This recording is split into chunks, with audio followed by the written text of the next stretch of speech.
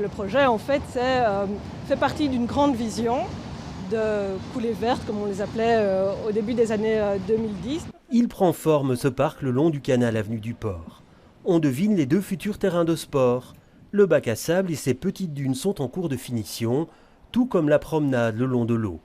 Un chantier décidé en 2014 et qui s'est heurté à de nombreuses difficultés, notamment la dépollution du sol, car ce terrain de la zone portuaire était imprégné d'hydrocarbures. Ce qu'on retrouve ici dans les analyses, c'est les reliquats de ce dépôt de pétrolier, donc c'est plutôt des huiles minérales. Cet espace offrira une promenade de 715 mètres de long, 2,8 hectares, censé satisfaire le plus large public possible, agrémenté de 138 arbres, choisis et plantés pour mieux résister à l'augmentation des températures. On a pris des tailles plus petites que ce qui était initialement prévu, puisque plus on plante petit, plus ils ont des chances de reprendre et de se développer correctement.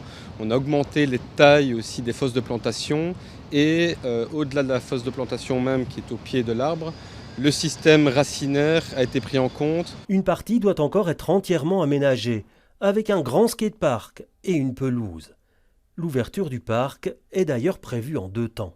Première partie, donc entre Sainte-Colette et avant le pont de Suzanne Daniel, courant de l'été 2023. Deuxième partie, plus complexe, plus compliquée, des pollutions et ce genre de choses. Gros espoir pour l'été 2024, l'été prochain.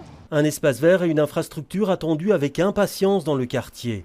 Un chantier qui coûtera 16 millions d'euros.